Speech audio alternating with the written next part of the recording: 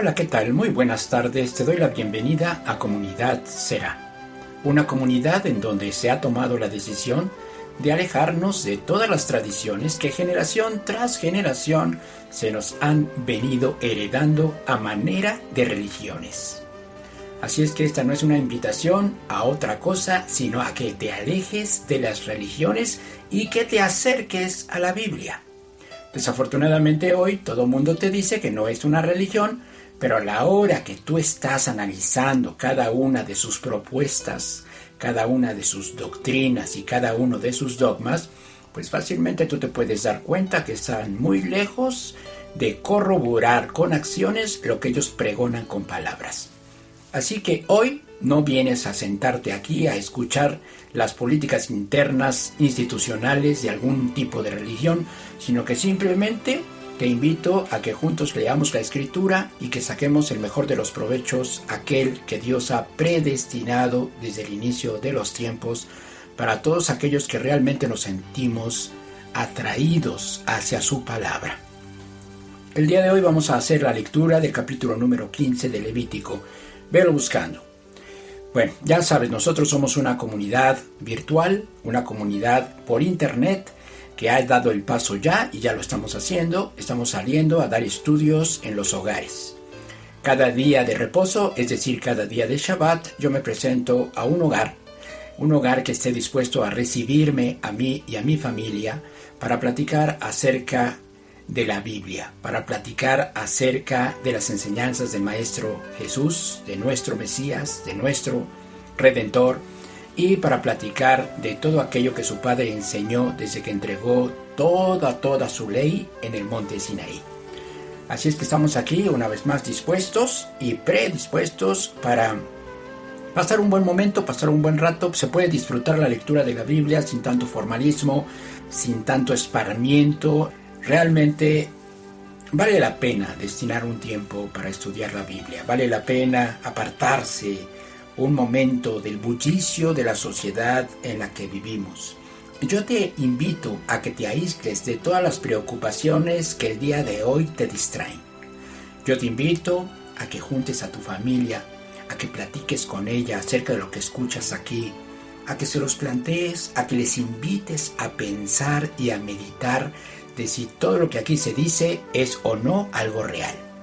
Eso solamente tú lo puedes determinar en conjunto con esa voz interna que constantemente te está hablando y te está diciendo eso que te están diciendo de este lado no checa, o al revés, esto que te están diciendo de este lado sí checa con toda la Escritura.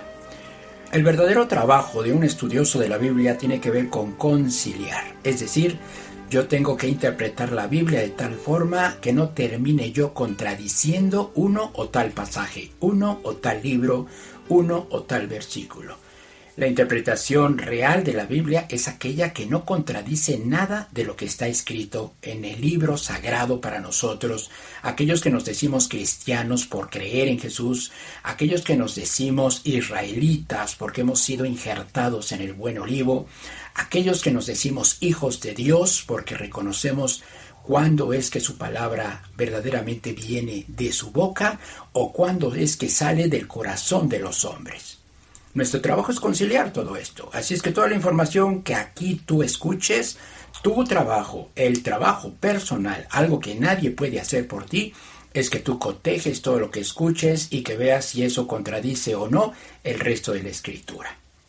En la semana tuve la oportunidad de recibir a nuestros amigos, ese tipo de personas que van tocando de casa en casa y que tienen la intención, en algunas ocasiones buena intención, en algunas otras realmente no tan buena. Pero en esta ocasión me tocó experimentar las dos facetas. Al abrir mi puerta me encuentro con una persona, una mujer de una edad, digamos, madura, no una anciana, una mujer madura, y me recibe con una gran sonrisa de oreja a oreja, cosa que yo agradezco mucho porque si algo que es cierto es que a mí no me gusta dejar a estas personas ir sin decirles algo que las deje pensando. Mi intención no es demostrar que yo sé más que ellos, porque de hecho yo no considero que sepa más que ellos, sino que simplemente pues no me aparto de la Biblia y trato de mantenerme cerca de la Biblia.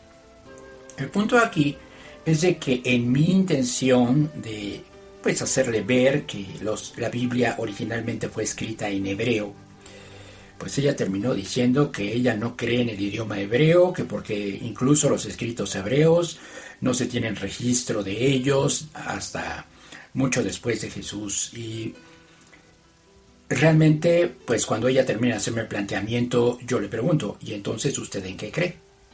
Si usted no cree en los escritos hebreos, pues entonces usted puede inventar cualquier libro y después decir que es de inspiración divina.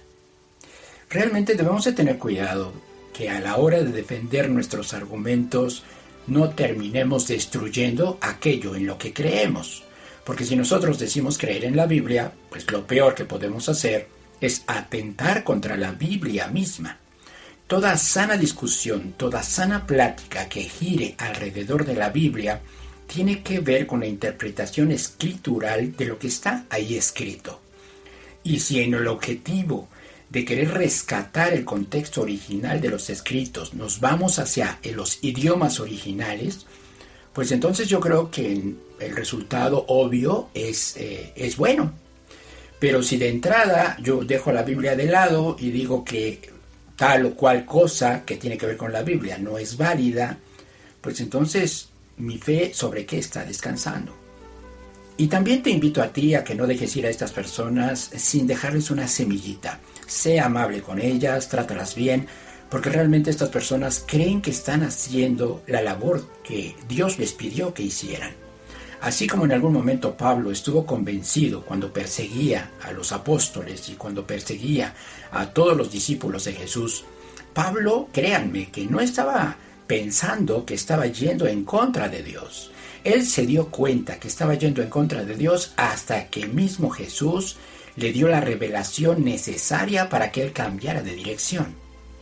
Así pues, nosotros no somos Jesús, pero somos un instrumento de Jesús cuando ese tipo de personas vienen y tocan a nuestra puerta.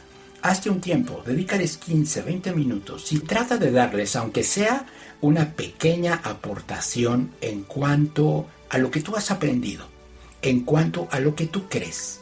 Pero, como siempre, yo te invito, no defiendas dogmas, no defiendas doctrinas institucionales, defiende conceptos bíblicos, defiende bases bíblicas.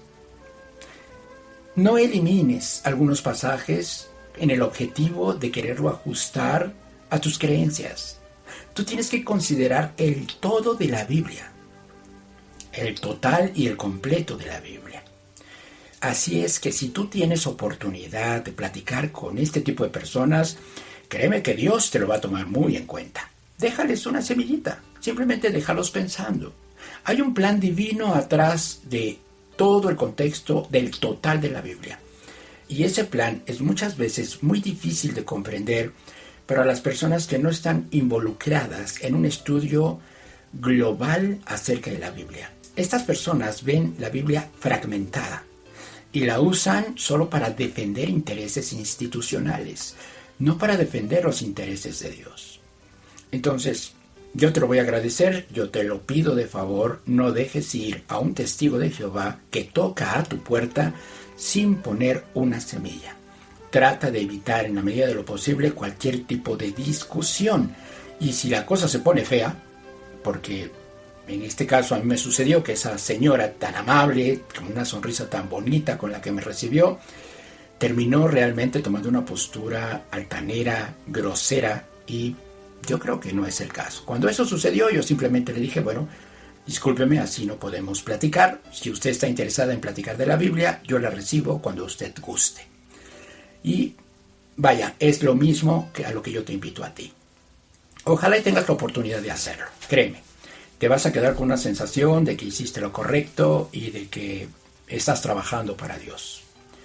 Bueno, entonces si tú estás interesado en que yo en alguna ocasión visite tu hogar, que juntos platiquemos acerca de la Biblia y que tengamos realmente una convivencia ligera, créeme que a mí no me gusta ese tipo de personas que llegan y se autoexaltan, creyéndose los gurús de la Biblia, creyéndose los super sabios, creyéndose no sé qué tantas cosas. No creas que voy a llegar a tu casa con mi disfraz de judío. Yo soy una persona sencilla, común y corriente, que simplemente ha tomado la decisión de entregarse por completo al estudio bíblico. Así es que si tú me quieres recibir a mí, a mí me encantaría estar en tu casa, platicar contigo, intercambiar ideas y, por qué no, resultar mutuamente enriquecidos de ese intercambio que podamos tener en tu casa. Bueno, si estás interesado en eso, mándame un correo a juan.torres@comunidadsera.in. Comunidad Será se escribe sin espacios, todo minúsculas, y Será es una palabra hebrea que significa semilla, que se escribe con Z-E-R-A. Z-E-R-A. Entonces, te repito el correo: juan.torres@comunidadsera.in. Bueno, entonces vamos a comenzar con nuestro estudio del día de hoy. Busca Levítico 15 y vamos a orar. Ya sabes, yo no puedo comenzar un estudio si antes no dedico unos cuantos segundos a la oración, una oración sencilla, igual, simple, solamente siendo sincero, pidiendo que Dios esté con nosotros. Inclina tu rostro, cierra tus ojos y acompáñame. Bendito eres tú, Señor, nuestro Dios, Rey del universo, que nos santificas, que nos consagras con tus mandamientos y que nos has ordenado meditar en tu palabra de día y de noche. Estamos hoy, Señor, otra vez aquí a punto de volver a abrir tu precioso libro y aprender una vez más acerca de lo que tú quieres transmitir a tus hijos. El día de hoy vamos a estudiar el capítulo número 15 del libro de Levítico. Un libro sin duda que nos va a dejar aportaciones interesantes y que podemos hacerlo parte de nuestra vida. Sé con nosotros, mi Señor, apóyame, apóyanos, guíanos y sé tú nuestro único maestro. Te lo pido en el nombre de tu Hijo, que es el Mesías, nuestro Mashiach Redentor, que es Jesús de Nazaret, cuyo nombre hebreo original es Yeshua HaMashiach. Amén. Bueno, vamos entonces al capítulo número 15 del libro de Levítico. Capítulo número 15. Vamos a comenzar a partir del versículo número 1. Dice de la siguiente forma: Habló el Eterno a Moisés y a Aarón, diciendo: Hablad a los hijos de Israel y decidles: cualquier varón, cuando tuviere flujo de semen, será inmundo. Bueno, este versículo nos instruye acerca de un hombre con flujo de semen. Cuando leemos la palabra flujo, debemos entender que se refiere a la emisión de una sustancia diferente al semen. A un hombre con este tipo de flujos, la Biblia lo llama Sav. Se escribe con dos letras hebreas, Sayin y Bet. Este hombre, el hombre Sav, es considerado espiritualmente impuro. Existe otro tipo de impureza que sí está asociada al semen y que este capítulo se encargará de mencionar. Por ahora, basta con decir que esta es la inmundicia más severa que un hombre puede adquirir a consecuencia de flujo de semen. No, si es flujo de algo diferente a semen. Para los que estamos poco familiarizados con este tema, nos puede resultar extraño escuchar que el órgano sexual masculino es capaz de emitir sustancias diferentes al semen. Para esto te quiero pedir que no confundas el sistema urinario con el sistema reproductor, que es completamente diferente. Puede ser que el flujo al que se refiere este versículo sea alguna sustancia asociada a algún tipo de enfermedad. Pero también existe la posibilidad de que esto sea una referencia al líquido preseminal, también conocido como fluido preeyaculatorio. Este fluido tiene una consistencia poco viscosa e incolora y se expulsa en cantidades pequeñas durante la excitación del hombre. La palabra hebrea que fue traducida como flujo fue la palabra sav. Y esa palabra hebrea la podemos encontrar en ese versículo 2 dos veces. Por este motivo, para considerar que un hombre es Sab, debe por lo menos haber experimentado 2 emisiones de este tipo de sustancia. Así que sí, existen otro tipo de fluidos provenientes del miembro masculino y que son diferentes del semen. Este capítulo nos enseñará que hay 2 tipos de inmundicia que tanto el hombre como la mujer experimentan como consecuencia de emisiones corporales. Uno de estos tipos de inmundicia es mayor que el otro.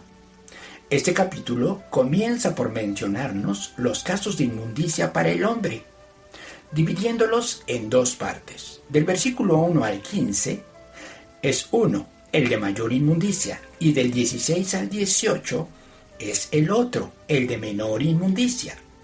Comencemos por analizar el primer caso.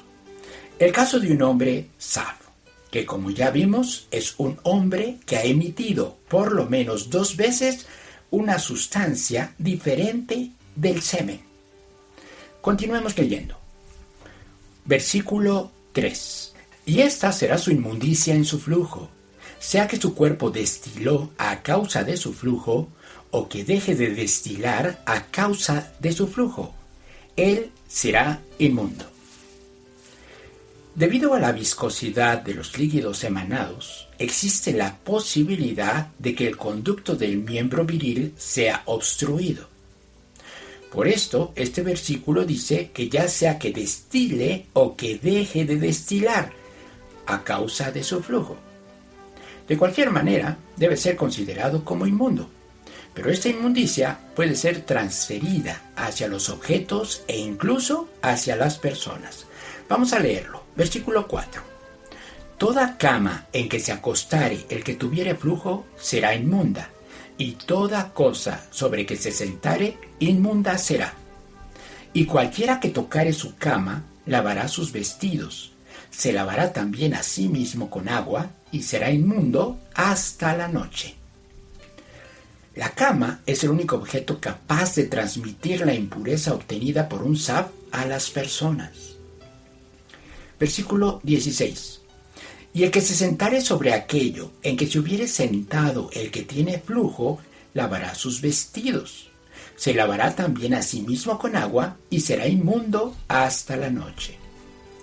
Estos versículos del 4 al 6 nos dicen que la cama y el asiento de un Sab son objetos capaces de transmitir la impureza obtenida por un Sab a otras personas.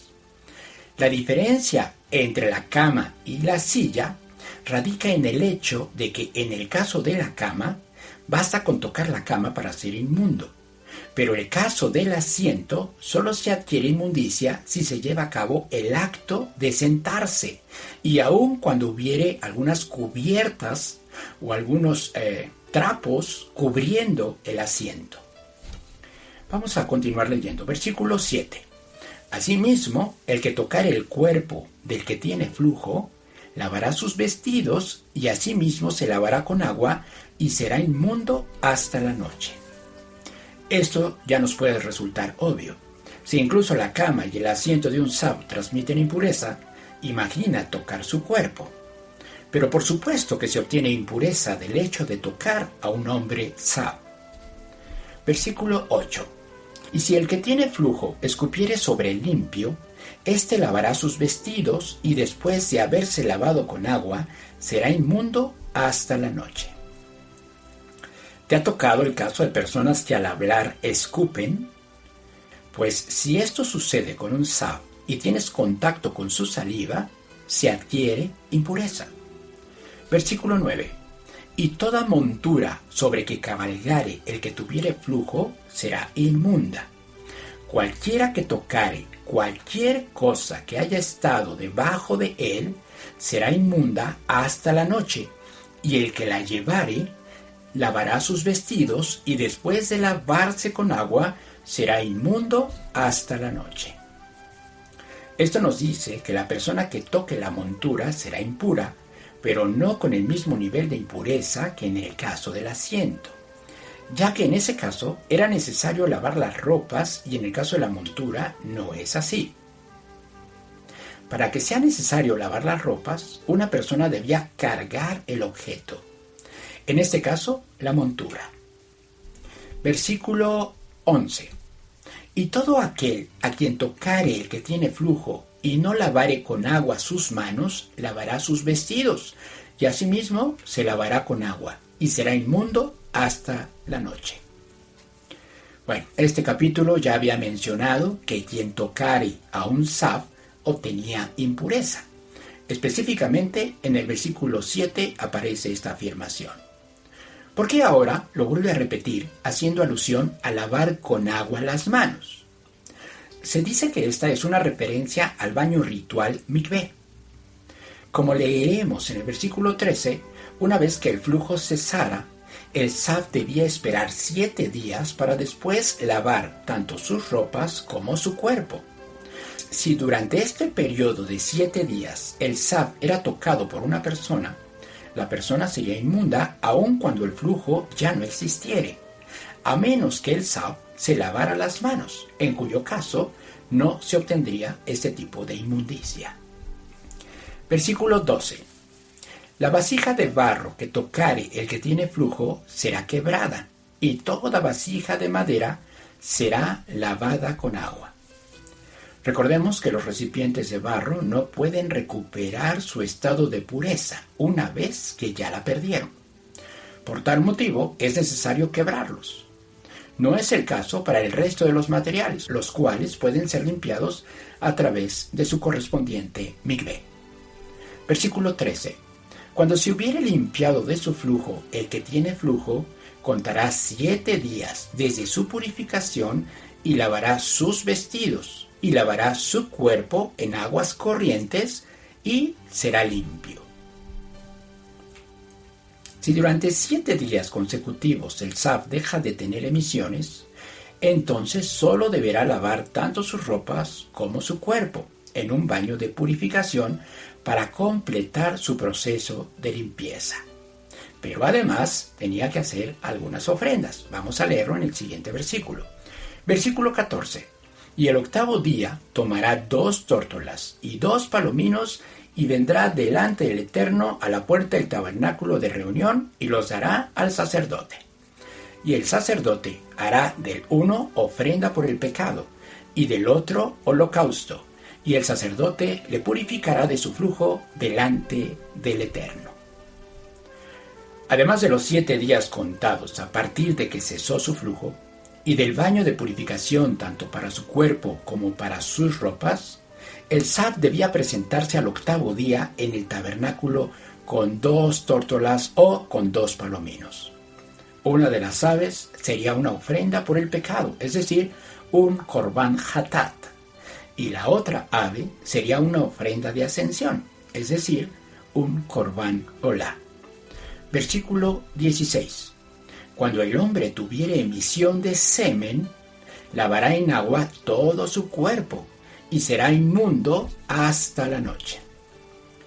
Hasta el versículo 15 se presentó el caso de un saf, es decir, un hombre con flujo probablemente preseminal. Ahora, este versículo 16 sí nos habla de emisiones de semen. Y de hecho, si tú lo buscas en el hebreo, te vas a dar cuenta que esta es una referencia a será, precisamente el nombre que nosotros llevamos como ministerio. El semen se relaciona con será porque es la semilla. Si nosotros decidiéramos traducir literalmente este versículo, se nos diría que cuando el hombre tenga emisiones de será. Pero por cuanto la semilla del hombre es el semen, está correctamente traducido como semen. Así es que ahora este versículo 16 sí nos está hablando de emisiones de semen. Los hombres ingresan a un estado de inmundicia, es decir, de tumá, después de tener relaciones maritales. Este estado es consecuencia de haber perdido, por decirlo de alguna manera, ladrillos constructores de vida. Ese líquido blanco emitido por los hombres es su contribución en la asociación tripartita que genera la vida. Asociación integrada por Dios, la mujer y el hombre. Con esto en mente, podemos entender el por qué Dios le pidió al pueblo de Israel en el monte Sinaí, a través de Moisés, que no tocaran mujer, cuando Dios les anunció que se presentaría a ellos 3 días después. Esto tú lo lees en Éxodo 19:15. Recordemos que tocar mujer es una figura para decir tener relaciones sexuales, a menos que haya suficientes evidencias como para interpretar el versículo de otra manera. Si los hombres no hubieran cumplido con esta instrucción cuando estaban en el monte Sinaí, el pueblo de Israel no habría podido atestiguar la presencia divina, pero por cuanto lo hicieron, se volvieron adecuados para atestiguar la extraordinaria manifestación de Dios. Versículo 17. Y toda vestidura o toda piel sobre la cual cayere la emisión del semen, se lavará con agua y será inmunda hasta la noche. Y cuando un hombre yaciere con una mujer y tuviere emisión de semen, ambos se lavarán con agua y serán inmundos hasta la noche. Esto nos dice que dado que la impureza de las relaciones maritales duraba al menos un día y una noche, cuando una persona tenía planeado asistir al tabernáculo para participar o para ofrecer ofrendas, entonces debía abstenerse de las relaciones sexuales con suficiente anticipación para no cometer un pecado grave. Esto incluía a los sacerdotes. A ellos no se les prohibía tener esposa y por lo tanto sostenían relaciones con ellas para procrear más descendientes de Aarón. El punto aquí es que debían planificar su actividad sexual para no participar de las ofrendas ni de los protocolos en el tabernáculo en un estado de impureza. Versículo 19.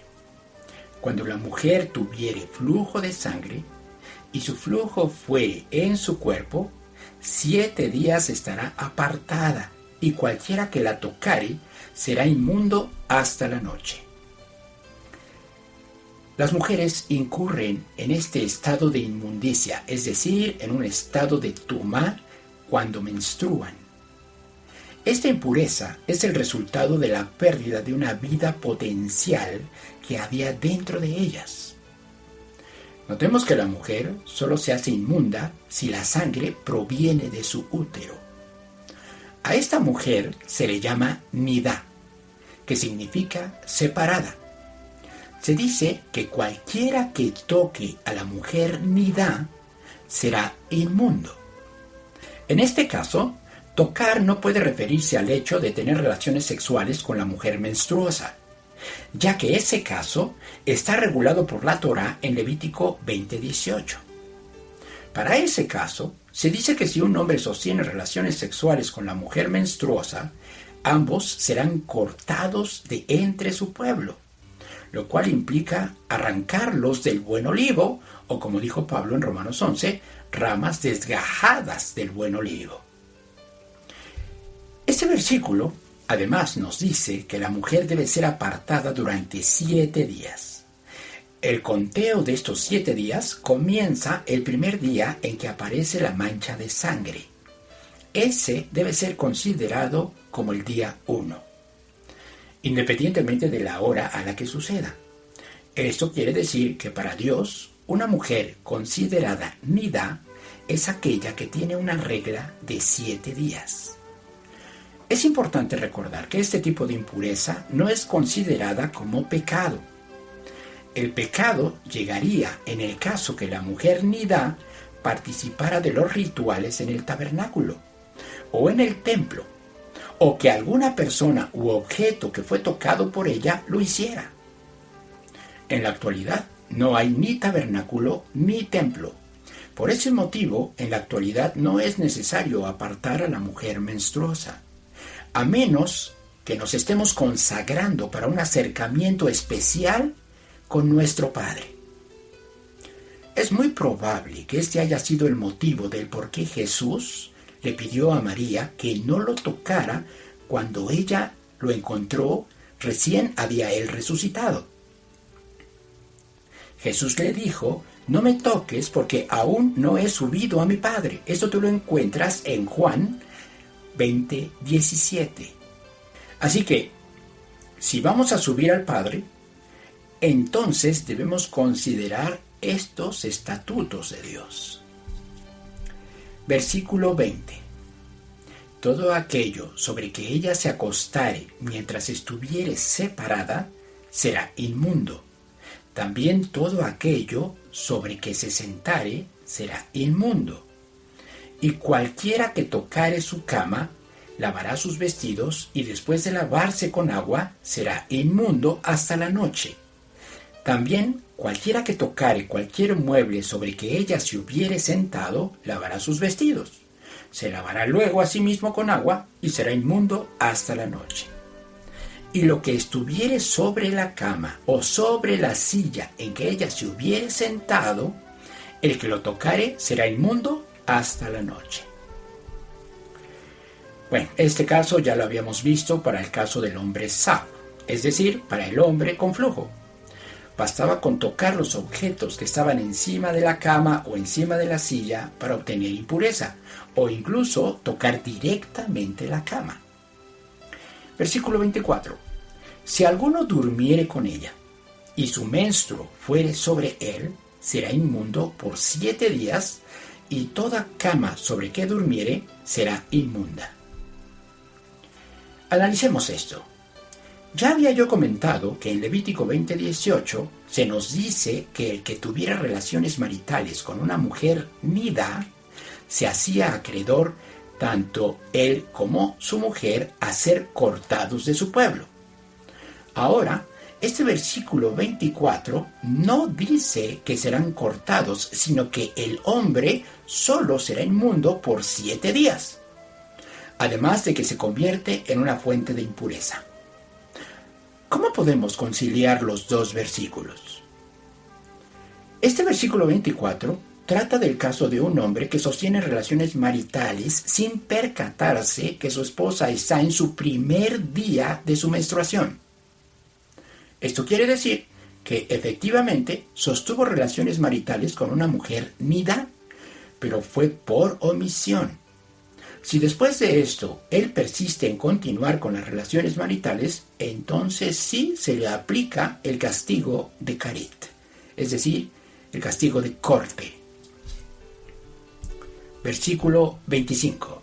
Y la mujer, cuando siguiere el flujo de su sangre por muchos días fuera del tiempo de su costumbre, o cuando tuviere flujo de sangre más de su costumbre, todo el tiempo de su flujo será inmunda, como en los días de su costumbre.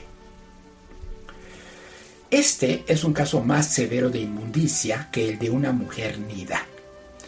Este versículo nos habla de una mujer que pasa sangrando muchos días después de los 7 días establecidos para la mujer nida. ¿Qué tantos días? Bueno, no puede ser solo uno, porque entonces no diría muchos días. Tampoco podría ser 2, porque entonces diría 2 días. Para ser considerados muchos días, se consideran a partir de 3 días o más. Es decir, una mujer puede ser considerada como nidá solo hasta un máximo de 9 días, pero a partir del día 10 ya entra en otra categoría, una que la Biblia llama sabá. Cuando una mujer tiene flujo de sangre solo por 8 o 9 días, ella puede bañarse el día siguiente al flujo y esperar hasta la tarde. Si para la tarde no hay flujo, esta mujer puede considerarse como pura y podrá reiniciar con sus relaciones maritales. Pero para una mujer sabá es completamente diferente. Los versículos siguientes nos describirán los estatutos que aplican a una mujer sabá. Versículo 26. Toda cama en que durmiere todo el tiempo de su flujo le será como la cama de su costumbre, y todo mueble sobre que se sentare será inmundo como la impureza de su costumbre. Cualquiera que tocare esas cosas será inmundo y lavará sus vestidos, y asimismo se lavará con agua y será inmundo hasta la noche. Pues aquí nos damos cuenta que aplica exactamente lo mismo que para una mujer nidá. Versículo 28. y cuando fuere libre de su flujo, contará 7 días y después será limpia. Si partimos del caso de una mujer sabá que arregló 10 días y a partir del día 11 dejó de manchar, deberá contar una semana blanca a partir del día 11. ¿Qué es una semana blanca? Es un periodo de 7 días en los que no aparece una sola mancha de sangre. Esa es una semana blanca. Por lo tanto, ella recuperará su limpieza hasta el día 17 de haber aparecido su primer mancha de sangre. Estamos analizando el caso de una mujer que permaneció reglando, por decirlo de una manera, hasta el día 10. La mujer tarda más en ser limpia si regla por más días. En cada caso se debe considerar que es un estatuto contar una semana completa sin mancha de sangre proveniente de su útero para ser considerada limpia. Al final de la semana blanca, es decir, al final del 7º día de no reglar, ella puede bañarse en una mikvé y al día 8 deberá hacer lo que se indica en el siguiente versículo. Versículo 29. Y el 8º día tomará consigo 2 tórtolas o 2 palominos y los traerá al sacerdote a la puerta del tabernáculo de reunión.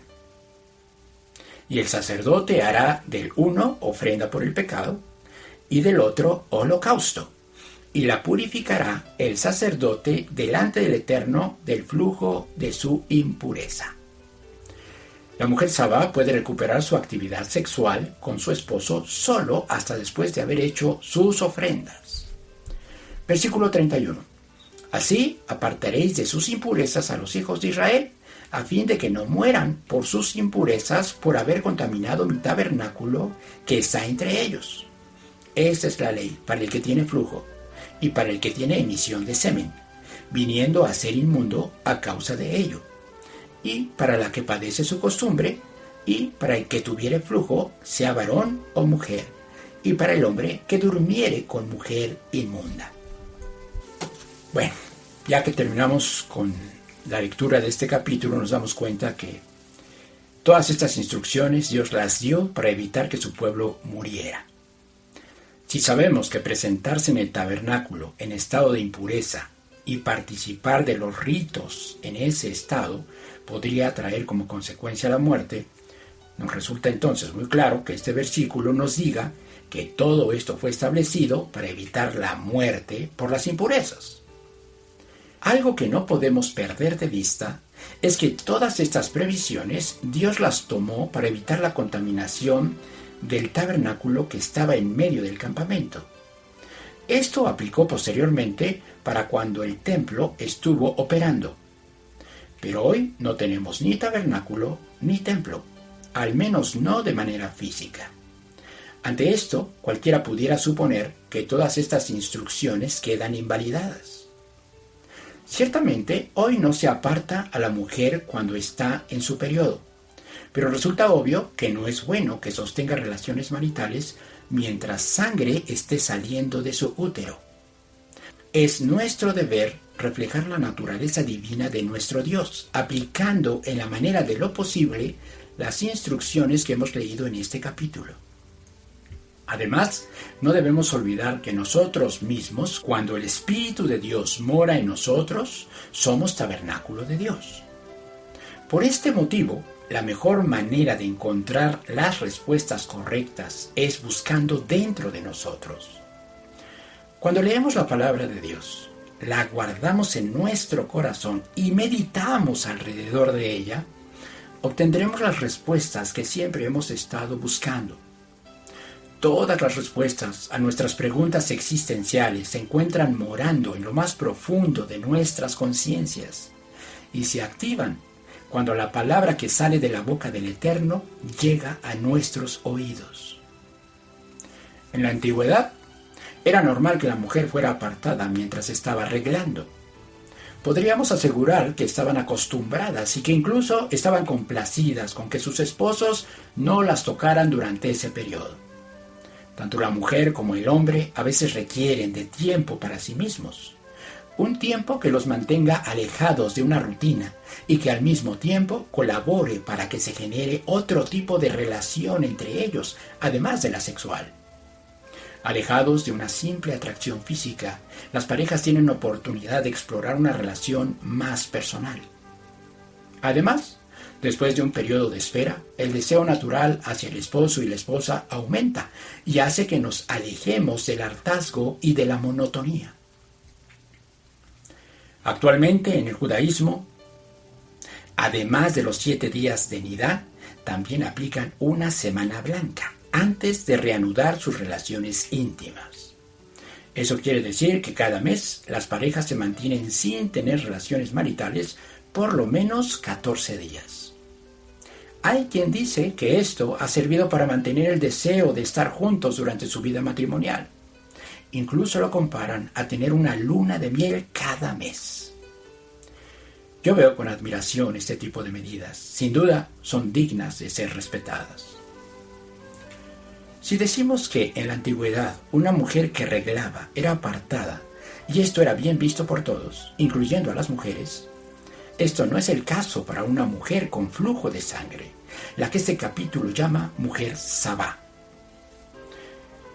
Estas mujeres seguramente experimentaban su aislamiento de una manera diferente. Es muy probable que la mujer Sabá se sintiera marginada. Nadie podía tocarla, tal como sucedía con el leproso. Dicho de manera más propia, tal como sucedía con el Metzorá. La única diferencia era que la mujer Sabá no era enviada fuera del campamento, pero sí era considerada como inmunda y apartada. Podemos ver el caso de una mujer Sabá en el Nuevo Testamento. Te voy a pedir que para cerrar este estudio vayamos a Marcos capítulo 5. Marcos capítulo 5 y vamos a leer de los versículos 25 al 34. Marcos capítulo 5, versículos del 25 al 34. El versículo 25 dice de la siguiente forma: Pero una mujer que desde hacía 12 años padecía de flujo de sangre. Bueno, antes de proseguir con la lectura, quiero hacerte un comentario, quiero situarte. Este pasaje se encuentra en medio de otro que habla del caso de Jairo y de su hija, que estaba agonizando. Jairo era un principal de la sinagoga que había llegado a Jesús pidiendo ayuda para su hija. Jesús, respondiendo a la solicitud de Jairo, se encaminó hacia su casa, y la Biblia dice que le seguía una gran multitud, tanto que incluso le apretaban. Es en este escenario en donde aparece la mujer con flujo de sangre. Ya que acabamos de leer el capítulo 15 del Levítico, entendemos que esta mujer era una mujer Sabá. Probablemente una mujer que sangraba tanto que un mes no le alcanzaba para alcanzar su purificación, ya que antes de cumplirse los 7 días de la Semana Blanca, ella volvía a experimentar el flujo de sangre. Sigamos leyendo para estudiar este caso. Versículo 26. Y había sufrido mucho de muchos médicos y gastado todo lo que tenía, y nada había aprovechado, antes le iba peor. ¿Qué pasa cuando vas con médicos y haces todo lo que está a tu alcance para sanarte, y aún así no es posible salir adelante? Viene la sensación de vulnerabilidad, debilidad y, como dice el versículo, de sufrimiento. Es quizá este el mejor de nuestros estados, ya que de esta manera se perfecciona el poder de Dios en nuestras vidas. No en balde la Biblia dice que el débil debe decir que es fuerte. En esta condición de vulnerabilidad, somos capaces de hacer cualquier cosa para acercarnos a Dios. Por naturaleza, somos tercos. Y mientras no entendamos los propósitos divinos, estamos obligados a experimentar el sufrimiento para involucrar a Dios en nuestras vidas. ¿Qué hizo esta mujer Sabá? Versículo 27. Cuando oyó hablar de Jesús, vino por detrás entre la multitud y tocó su manto.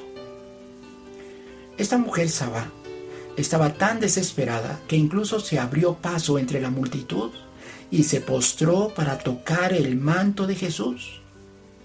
El manto era una especie de túnica que llegaba hasta los tobillos, y como mandamiento de Dios, todo judío debía llevar unos cordones con franjas azules en los bordes de los mantos. A estos cordones con franjas se les llama tzitziot. Esta mujer tenía muy presente la Torá de Dios y los profetas. Ella poseía una convicción que la condujo a hacer esto. Valdría la pena que nos preguntáramos qué había en la cabeza de esta mujer. Versículo 28. Porque decía, si tocare tan solamente su manto, seré salva. Esta fue una suposición que salió por inspiración, que vino de la nada para esta mujer. No, ella pensaba en uno de los profetas, específicamente estaba pensando en Malaquías 4:2. La Escritura dice en ese versículo que el sol de justicia, como una referencia al Mesías, traería salvación en sus alas. Pero el hebreo no dice en sus alas, sino que dice en sus esquinas. ¿Y dónde crees tú que debían ser colocados los tzitziot? Los tzitziot eran colocados en las esquinas de los mantos. Jesús, sin duda alguna, llevaba tzitziot en su manto, y la mujer aspiró a tocarlos para encontrar el cumplimiento de lo escrito por el profeta Malaquías. El siguiente versículo nos confirma que la mujer estaba en lo correcto al haber generado estas expectativas. Versículo 29. Y enseguida la fuente de su sangre se secó, y sintió en el cuerpo que estaba sana de aquel azote. Así como el Mesías era el único capaz de sanar a un leproso, así también el Mesías era el único capaz de sanar a una mujer sabá. La fuente de la sangre de la mujer se secó. El útero recuperó su estado natural. El Mesías es el portador del poder de Dios sobre este mundo físico. Versículo 30. Luego Jesús, conociendo en sí mismo el poder que había salido de él, volviéndose a la multitud, dijo, ¿quién ha tocado mis vestidos?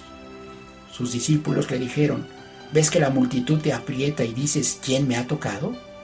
Pero él miraba alrededor para ver quién había hecho esto. Para entender esto, recuerda que el Mesías está sentado a la diestra, ¿de qué?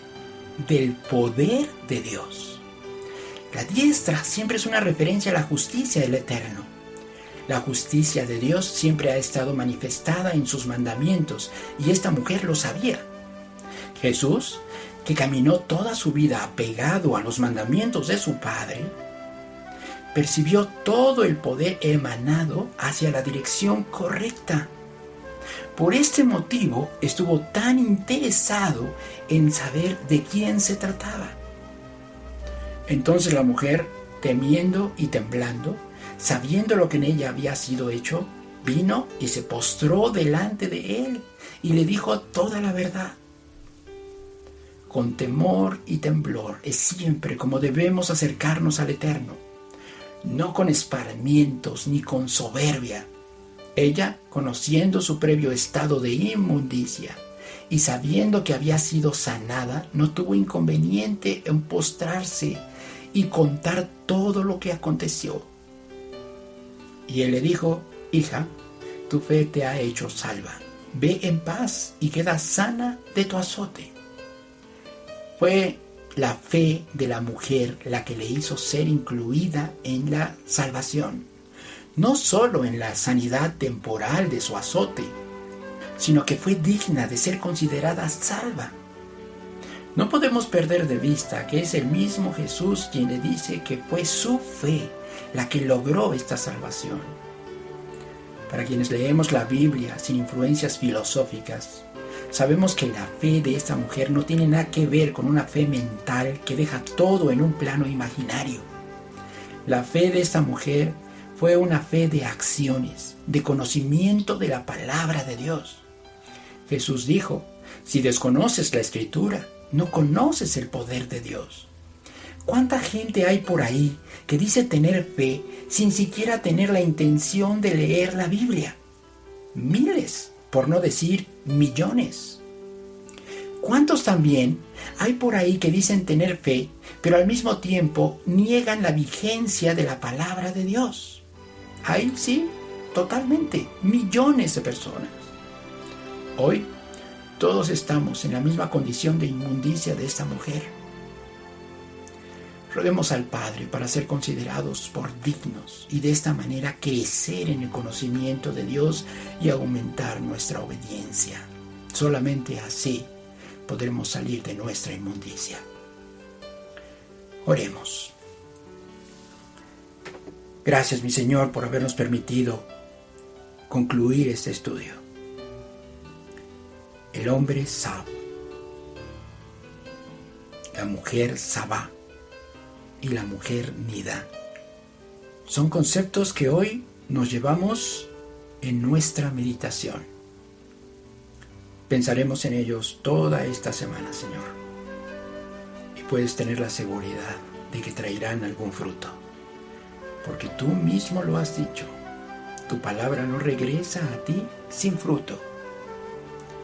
Pido, mi Señor, que todo esto que aquí se platicó sea regado, sea llevado, así como una semilla es llevada de un lado para otro para ir generando frutos.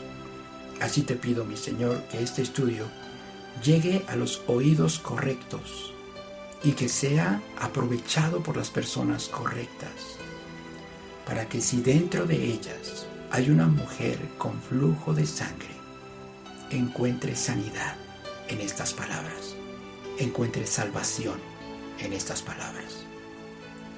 Yo te lo ruego, mi Señor, en el nombre de tu bendito Hijo, Yeshua HaMashiach.